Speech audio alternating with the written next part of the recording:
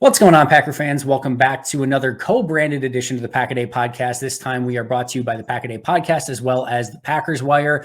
I am so incredibly excited to be joined by my good friend, Paul Bretl. You can follow him on Twitter at Paul_Bretl. You can follow me at Andy Herman NFL.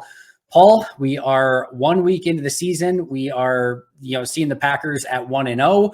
We've seen Aaron Rodgers go down with a brutal, devastating injury. We saw the Lions beat the Chiefs.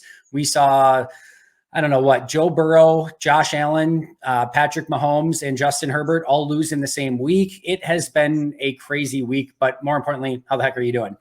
I'm doing fantastic. I'm really looking forward to these Tuesdays and joining you talking Packers. And like you said, it's been a wild week one, which is a surprise, but also it's the NFL. So maybe we shouldn't be that surprised either of everything that took place over the last few days.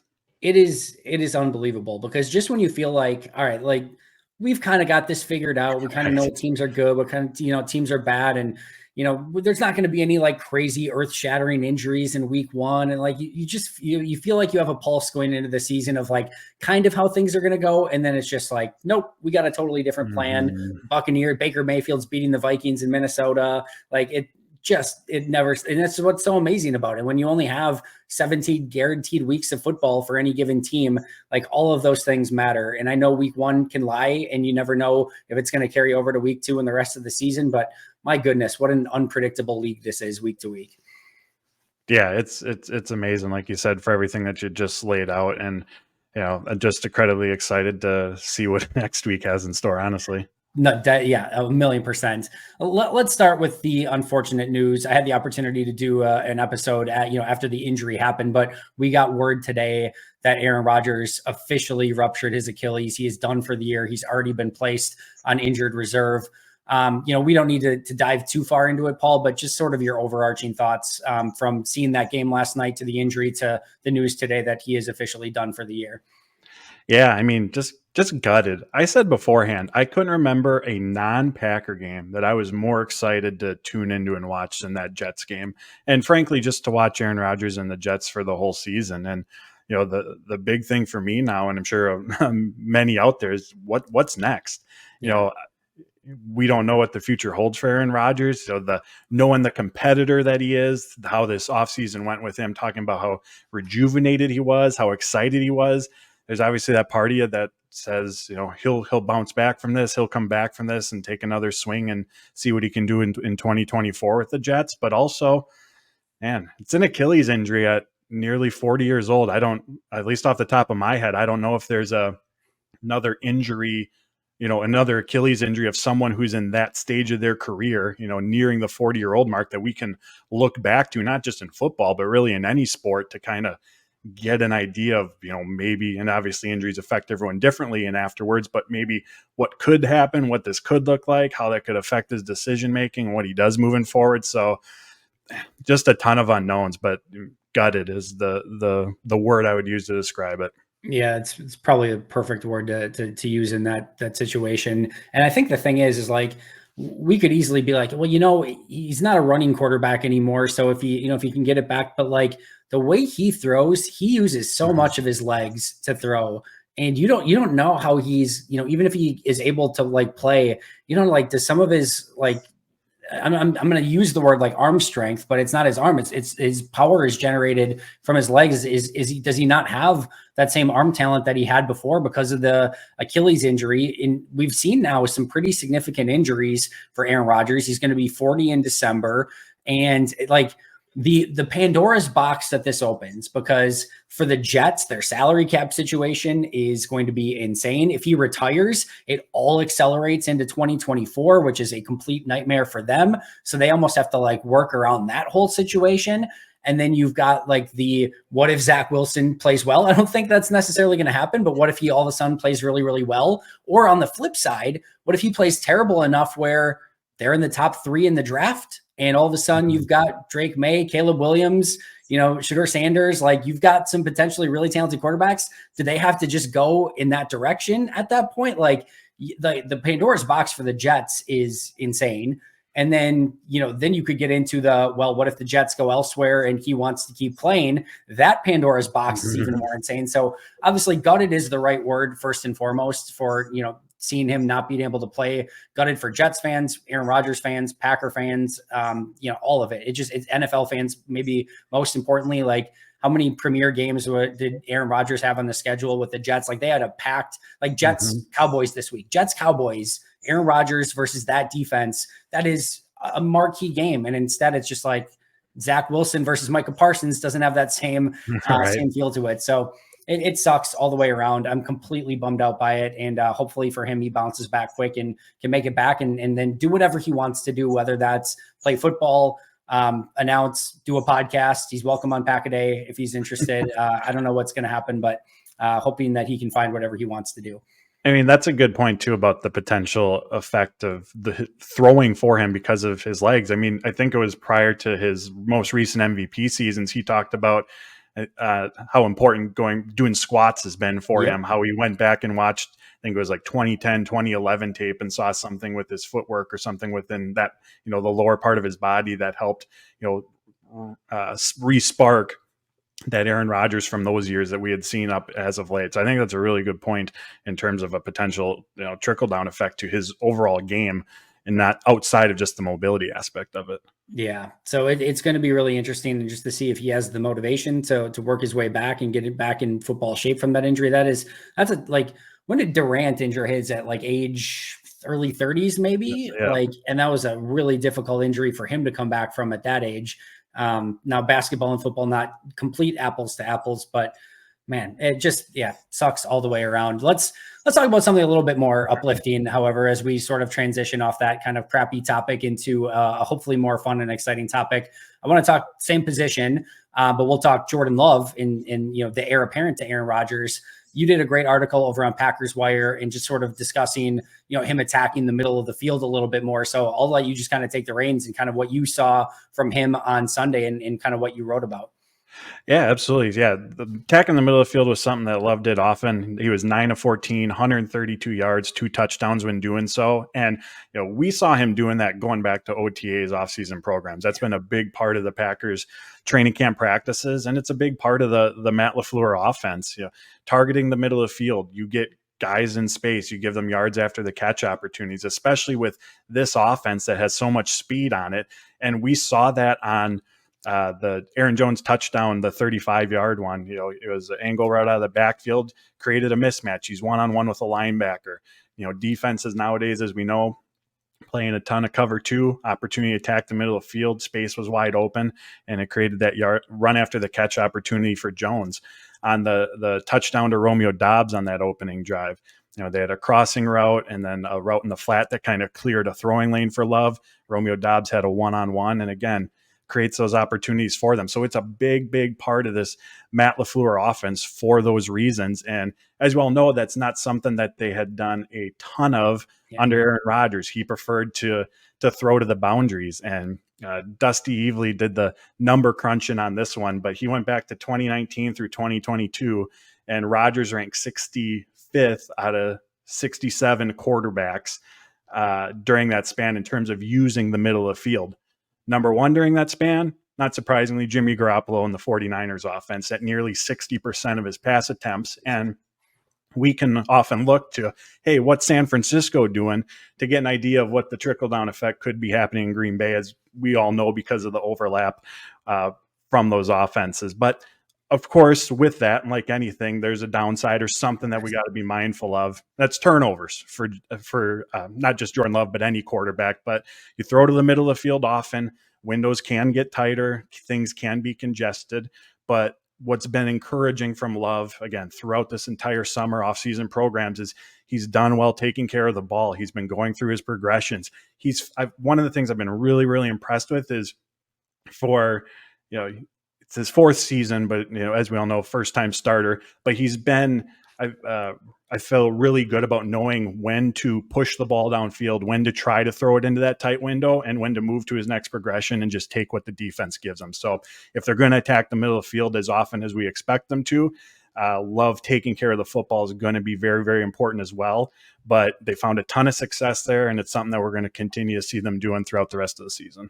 Yeah, you talked about so much there that I like. The first thing is progressions, and you get the real feel that he has the innate feel kind of already of touchdown to check down, where he's looking for those explosives. He's going through his progressions, but if it's not there, he's willing to take the check down. And if he doesn't get to that next progression, he's also able to navigate within the pocket and then get his eyes back up, or navigate within the pocket and then scramble when need be and pick up some yardage that way as well. Just that overall maturity. And, for this just being his second start in the NFL, and yes, it's his fourth season. He's had time to learn, but a second time starter to be able to do some of that stuff already is really, really impressive. And then you mentioned just the usage of the middle of the field. I'm sure you got the question a lot as well, but I know I did, of like, what's different with Jordan Love? Like how different does training camp and like the vibe around the team and how they're like.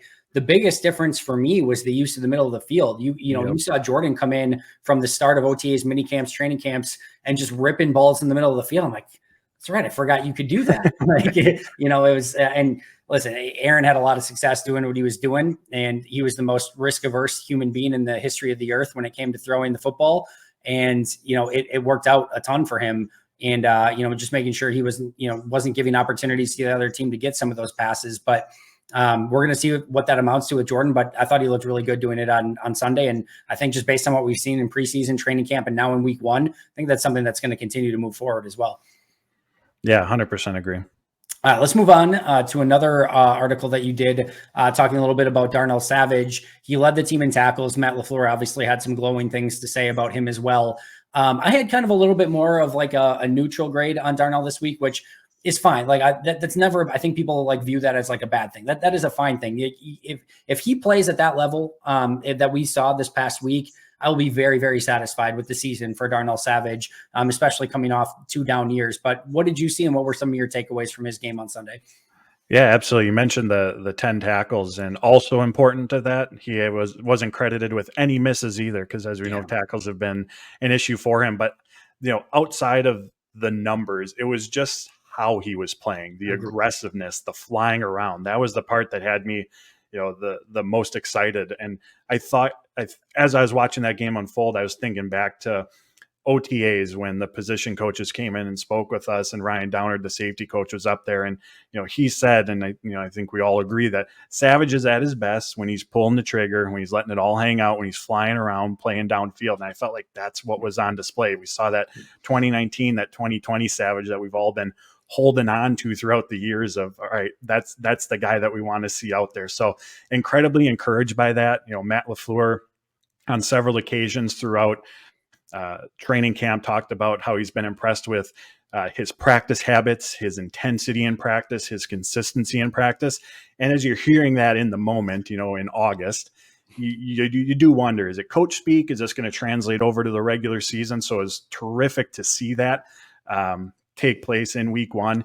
And Joe Barry has said on a couple occasions as well, there's so many unknowns at the safety position, but ultimately they're just looking for consistency right now. Right. Like, that is the big thing. Put playmaking aside. That's on the back burner. We just need someone from day to day, down to down, who can go out there and execute their responsibilities, because that was missing so much last season. There's, and Savage was, oftentimes at the core of that, but the missed tackles, the miscommunications, the coverage breakdowns. And Savage, by his own admission late last season, said that, because he wants to make plays, when he's not making them, he can get frustrated. And when he's frustrated, you're not necessarily focused on the task at hand, or you have your responsibility and, all right, here's what I'm supposed to do, but maybe you push that boundary a little bit or void that responsibility completely because you're trying to go out there and make the play.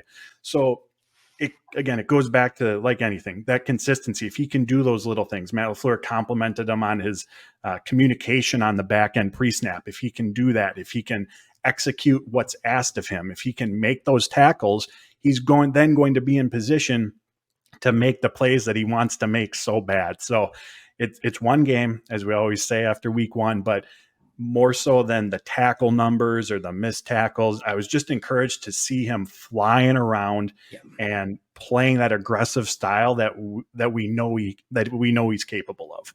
Yeah, you go back to his college tape, and he was somebody like, I think even the name like Bob Sanders got thrown around a little bit. And like some of those safeties who are more just hair on fire, flying around and just making instinctive plays. And Downer hit it right on the head. Like when he is playing that brand of football, that's why they like used to like using him in that robber role. You'll still see it from time to time because he can just sit and poach and react and go make plays.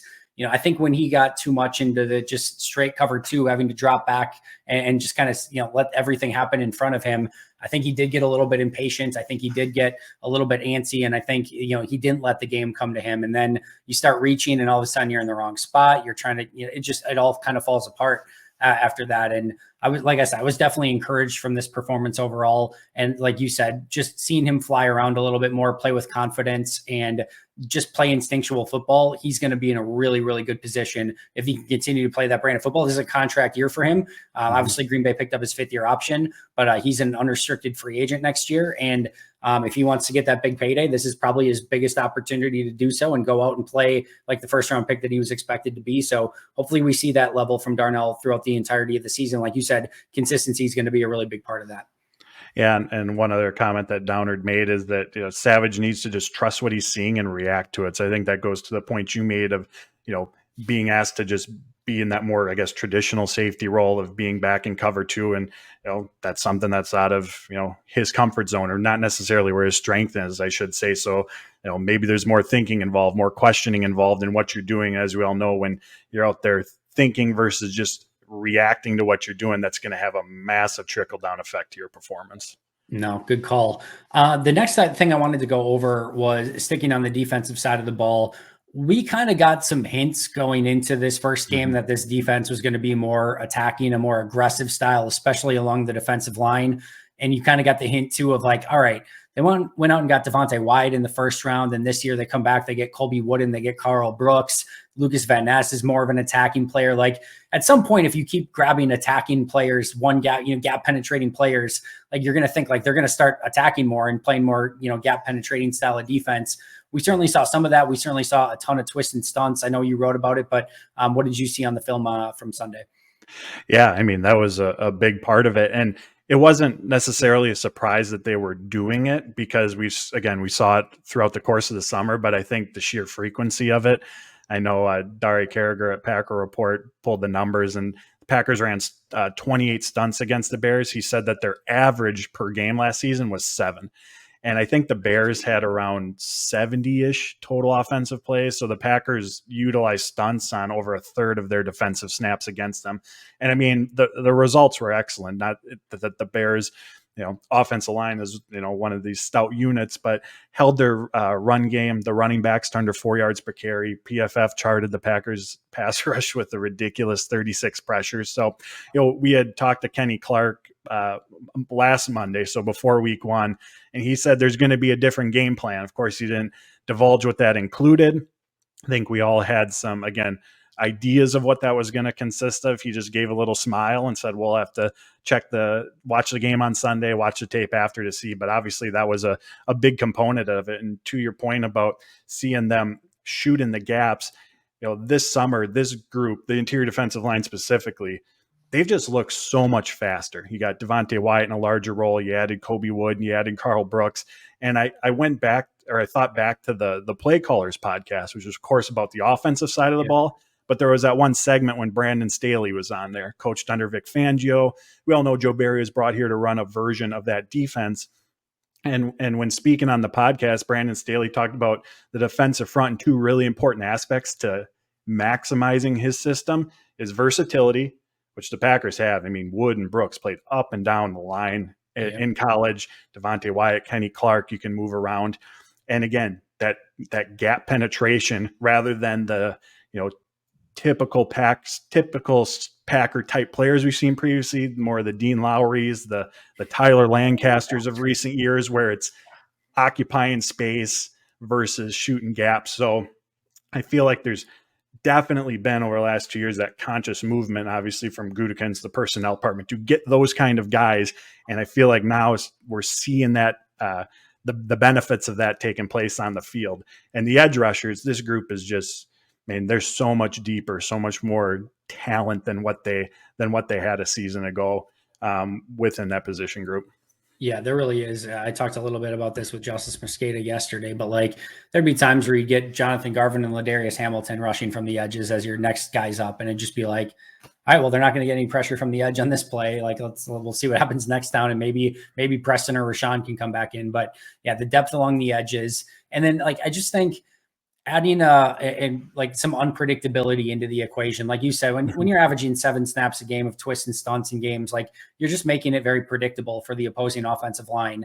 And you can kind of get in your set and know what's coming. And if they throw a stun at you every once in a while, you're probably going to be able to pick it up. But the difference, the different games they were running, the different twists, the different stunts, and then just the frequency with what they're doing it with, with which they're doing it with, like it definitely stood out to me. And it's just like, to me, it harkens to the offensive side of the ball with motion and the, illusion of complexity. Mm-hmm. Like you've got to give the opposing team something to think about. Even if you're not doing anything super exotic or sexy on your end, you still have to make the defense think that you might do something, or that at any given moment, it could be something different than what it is actually showing. And I think along the defensive front, when you're throwing up different, different players and different twists, different stunts, different games up front, and then the next play it might be a bull rush, and the next play it might be Kingsley Nagbari with a spin move. Like you're just throwing different things at him. You're making them think a little bit more, and I think that's just completely advantageous for those defensive players up front.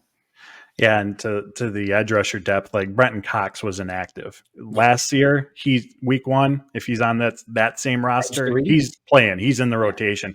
Yeah. Keyshawn Banks, he's a practice squad player. I think a year ago, he would have had a legit shot of being on the 53-man roster with his performance this summer. Just to go to show the improvement there. And just speaking of some other potential changes, there was a ton of linebacker blitzes throughout, not so much against Chicago, but throughout training camp in the preseason. And I asked Quay Walker if that was something that was different from a season ago. And he said, yes, throughout the summer, they were blitzing a whole lot more than that time a year ago. So just something else to keep in mind that they do have in their back pocket, and something that, again, over the summer, they've shown that they've been willing to do is Joe Barry. Rasul Douglas said that Joe Barry at the end of the season, even after they do their individual exit player interviews after 2022, he got the whole defense back together and basically gave them the floor to say, what do we need to do different? And as you can imagine, the resounding response was, we got to be more aggressive. And so implementing these stunts, using linebacker blitzes, again, in training camp, we saw the cornerbacks playing closer to the line of scrimmage. So, and Rasul Douglas said, about halfway through training camp, that so far Joe Barry had been, during that part of the summer, taking their advice and making those changes, and having a more aggressive approach for that defense.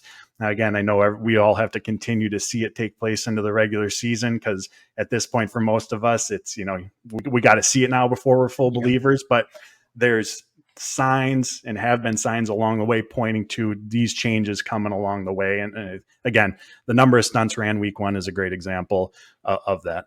Yeah, I think they were a little bit afraid of Justin Fields' scrambling ability, which is why they didn't bring more linebackers, just kind of keep more bodies back just to make sure that stays in check. They brought Isaiah McDuffie on to play later in the game. I think they brought Eric Wilson, if I remember correctly. Didn't actually have a ton of success blitzing. They brought Rudy Ford on the touchdown pass that over Keyshawn Nixon. Mm-hmm. They brought Jair Alexander, and I think it was Nixon off the other side on the play where he spun out and scrambled for a first down. So their blitzing actually didn't work too well. The good news is their front, and they didn't have a whole need to either when your defensive front's getting that many pressures too. So but definitely something they're going to have in their back pocket, especially when they don't have quite as mobile of a quarterback like Justin Fields to worry about. Speaking of that front, though, I got to talk about Rashaan Gary, and I'll start, and then I know you wrote about him as well, but this was my 3rd highest graded defender on the team this week. He played 12 freaking snaps in his first game back from a torn ACL. And, we can talk about all right, Chicago's front. I thought Darnell Wright held up pretty darn well, overall in that game, for his first game as a rookie. Was it Braxton Jones on the other side? I want to say, yep. They were fine overall, but for him to come in first game back, and remember, just go back last year. And I know Elton was playing right tackle, right side instead of left side, wasn't at his natural spot or whatever, but it took him half the year last year to really start looking like Elton Jenkins again. For this guy, not only to be back week 1 in any capacity, but to be out there and to play as well as he did in only 12 snaps, and I think they could have used him more had they needed to, going in, like by the time the end of the third quarter was rolling around, they just basically didn't need to put him out there anymore. But just unbelievable. I can't wait to see more of this Rashaan Gary. Like Paul, it looked like he got better, which is just stupid. Yeah, I know, right? It was incredible. And like you said, 12 snaps, PFS numbers, 10 of them were pass rush and 5 pressures. He played 12 snaps and he currently has the 4th highest pressure total in all of football heading into week 2.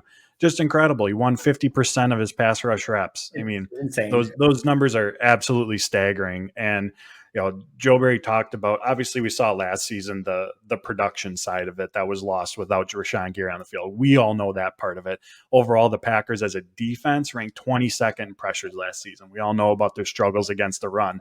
But Joe Barry also went into what they lose from a mindset standpoint when a guy like Rashaan Gary isn't on the field, that work ethic he brings, that mindset that he has. I think Matt LaFleur has used the term tone setter when talking about Rashaan Gary. He's one of those guys where just his presence on the field elevates everyone around them. Big time. And you have that coupled with, again, just a much deeper edge rusher room.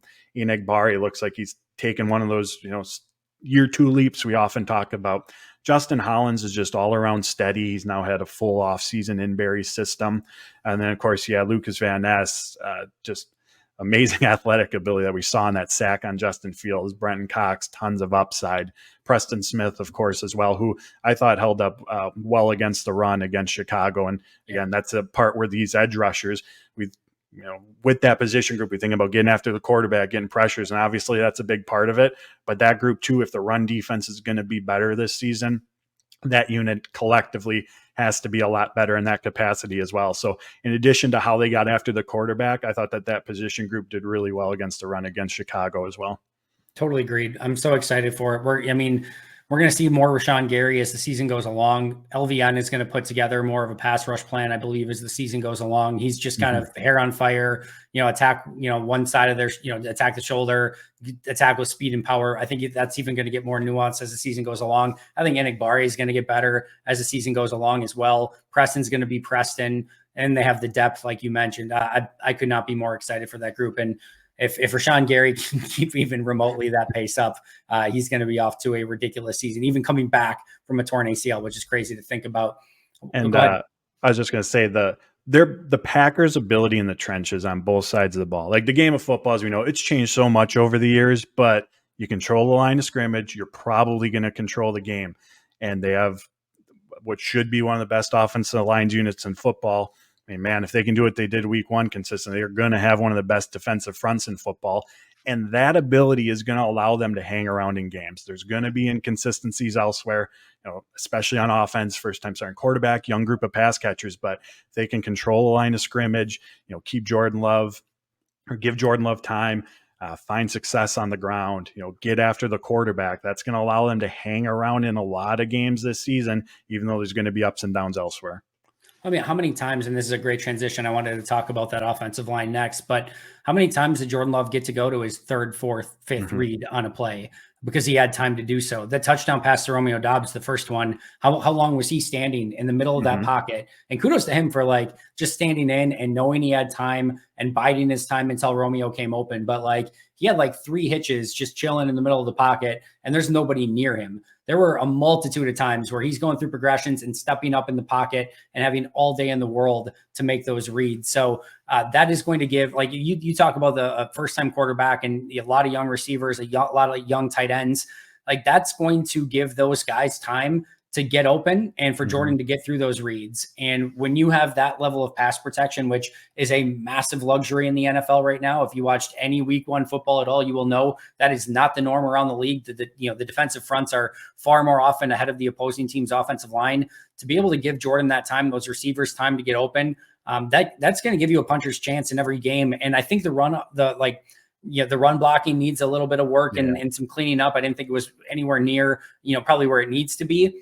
You also have a running back in Aaron Jones doesn't need a ton. Like that's his like superpower. Like he can find like crazy creases and holes that don't exist for mere mortal men. And yet Aaron Jones finds a way to get through them and create those explosive plays. Like, I don't like how many times was there like a guy in the backfield and like somehow Jones would cut it back. That one first down that he got, it was like a 3-yard gain or something, but he like, there's like 3 guys in the backfield. He somehow reverses it back to the opposite field.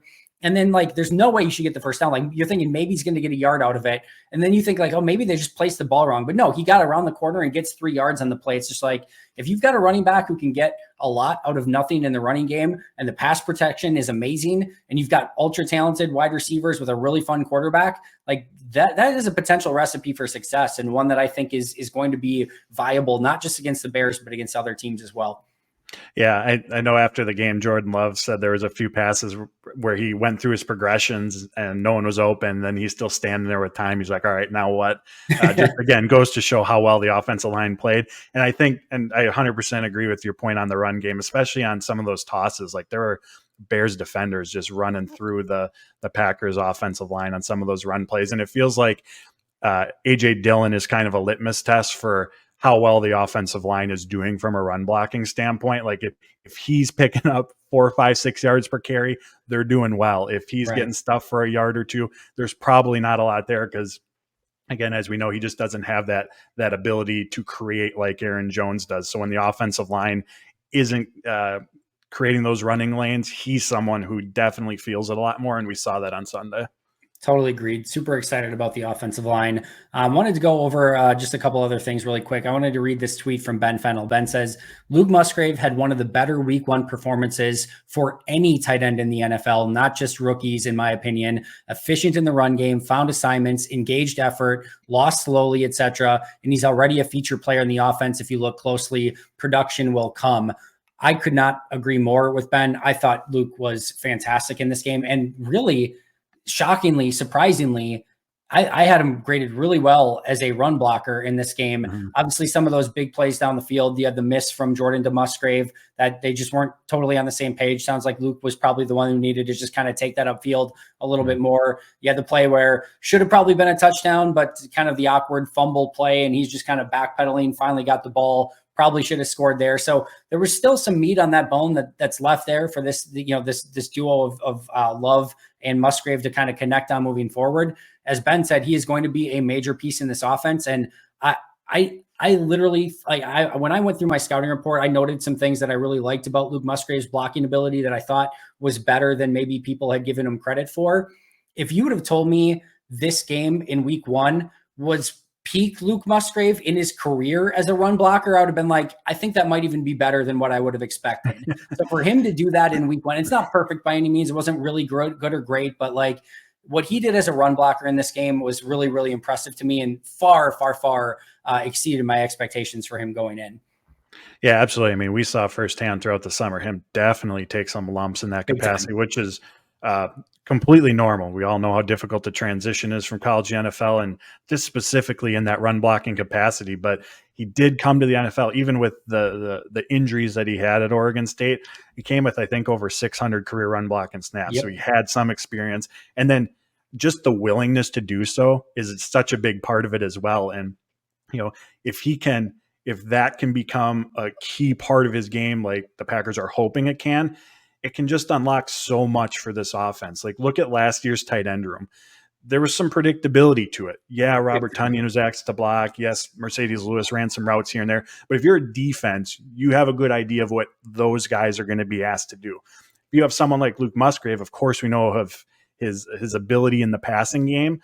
But if he can hold his own as a blocker, and you're not necessarily, especially with just all the versatility that this offense has, if you're not necessarily able to key in on what he may be doing on a particular play, that puts you at a major disadvantage, especially with his speed, his size, his athleticism, and then just what that can open up for the rest of the offense. So him being able to be even just sound in that capacity is going to do so many things for this Green Bay offense. And one other thing I just wanted to mention about the versatility, I think I mentioned to you during one of the training camp practices, like I know they're rotating guys in part just to get them the reps that they need, but it just feels like there's endless combinations between the running backs, the tight ends, the receivers, being able to play backfield, slot, wide, in, out, you name it, in terms of what Matt LaFleur can do with them, how he can mix and match them. And, when we hear him talk about the illusion of complexity, that's what that is.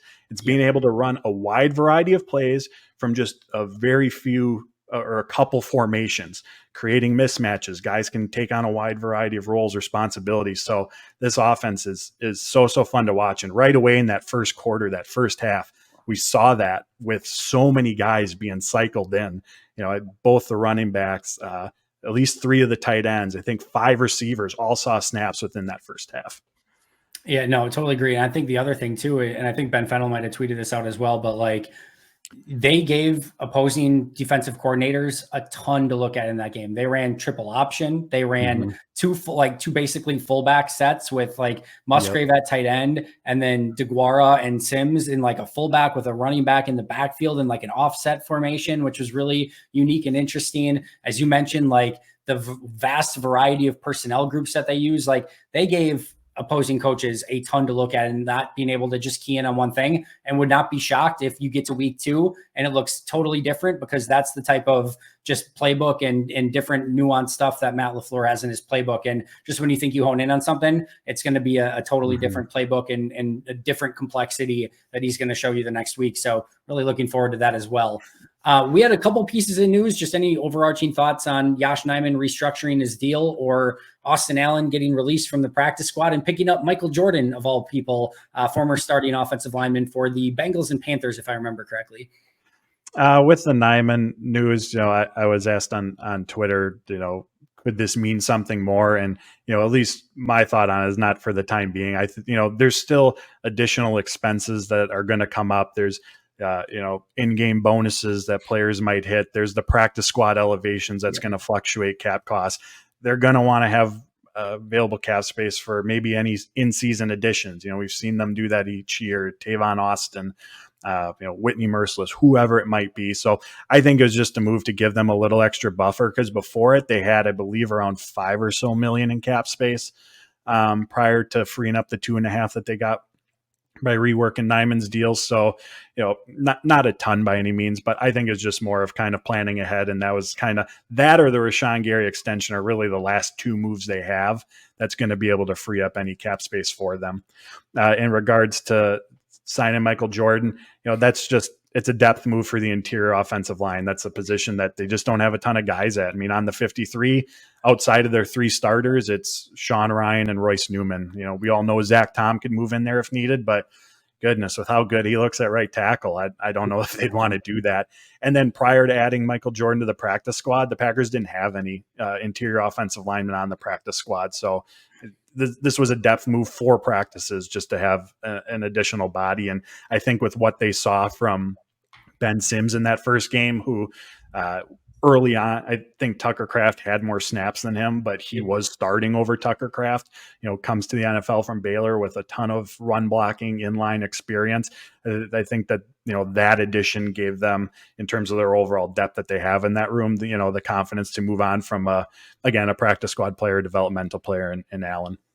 Yeah, it is interesting. They only have, they do have DeGuara obviously too, but Sims, Kraft, and Musgrave tight ends. No tight ends on the practice squad. They do have Henry Pearson as well as like the fullback more than certainly a tight end. But it'll be interesting to see if they add another tight end to that group at some point. At the same token, like a lot of times practice squads are developmental players, and you've got Musgrave, Kraft, and Sims all as rookies. So it's not like you need like a ton of developmental players at that position either. So overall, it makes sense. Getting another interior player who has starting experience in the league, I think, is really smart, especially when you just get him on the practice squad. And as far as like the Josh restructure, like you usually want somewhere between 7 and 8 million, and just like the slush fund to kind of go through the season, place players on IR, call people up from the practice squad, all those things that people don't think of as like being financial moves that cost towards your salary cap during the course of the year, but absolutely do. And there's definitely going to be need for some of those funds. And the last thing you mentioned, the Rashaan Gary thing as well. But if Brian just needed like a glimpse of, hey, let's just see what he looks like coming off the ACL before we like sign on the dotted line for the final thing, you're good. You can sign on that dotted line now. Like he's going to be just fine coming off that ACL. Maybe you want to see him play 50 snaps first or whatever, but like, he's going to be just fine, and you can probably get that deal done sooner rather than later. Yeah, I tweeted this out like a week or two ago, just as a reference point. Kenny Clark's extension came in mid-August. Elton Jenkins was in November. Bakhtiari's was in December. So it's going to get done. It's just a matter of when. Yeah. And yeah, like you said, there's no, like, all right, they always do them in August and now it's September. So start worrying. They just get done at a variety of different times. Yep. All right. Very last thing before we get out of here, Packers, Falcons, quick look ahead. Is there any matchup or theme or anything that you're kind of keeping an eye on as we start transitioning over to Packers, Falcons? Yeah, I think the Packers run game, as we just mentioned, it struggled to get going against the Bears, and that's going to be obviously a key element for them this season. It's a young offense, having them be consistently in second and long, third and longs, obviously that's not a recipe for success. So finding that success on the ground is going to be important. The defensive front, just curious to see if they can, if they take that same approach, if this is really going to be who they are this season, that Falcons offensive line against Carolina, from a pass protection standpoint, looks like the Packers are going to have the opportunity to get after Desmond Ridder. And then they have a really good run game as well that the Packers are going to have to contend with. And then lastly, just kind of how the offense counters the adjustments, because now you mentioned there's a variety of looks that they threw at the Falcons, but there's now tape on what the Packers want to do, what Jordan Love likes to do, areas that they found success, things that the Falcons are going to try to take away. So I mean, this is going to be the theme every week moving forward, but the defense is going to adjust. So in game, how do the Packers counter to what those adjustments are? Yeah, for me there, and I like all those. For me, there's two defensive linemen in this game that usually, as they go, their defense goes. And Kenny Clark for Green Bay and Grady Jarrett for the Falcons. And I'm sure Atlanta's going to be scheming up ways to get Grady Jarrett on Josh Myers, and I'm sure Green Bay is going to be scheming up ways to get Kenny Clark, and maybe even to an extent Devontae Wyatt too on rookie Matthew Bergeron on the inside. I really liked Bergeron coming out. Haven't had a chance to throw on their tape from week one yet, but I'm sure Green Bay's going to try to get some mismatches there as well. So that those interior matchups, both in the passing game and in the running game, I think could go a long way in deciding. Like I said, Kenny Clark, Grady Jarrett, you want to see if the Falcons or Packers defense are going well, usually watch them first. And if those guys are going well, your defense is usually going well. So how the opposing offense tries to take those two away from the game, I think is going to go a long way in defining this one as well. Yeah, absolutely. Paul, you are absolutely incredible. We went through, but by the way, for those of you who are listening to this and maybe not as familiar with Paul, the first 6 topics that we talked about were all articles that Paul had out on Packers Wire already this week. And it's like Tuesday as we're recording this. So Paul, tell us where we can find your work and maybe some of the other stuff that you might be working on.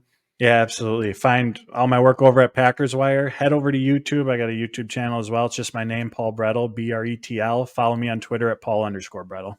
You can follow me on Twitter at Andy Herman NFL. You can follow the podcast at Pack a Day Podcast. Of course, make sure to follow Paul's work as well. He does a tremendous job. Always appreciate talking with you, Paul, and I cannot wait to do this throughout the course of the season. Hopefully, we'll be talking next week as the Packers are 2-0.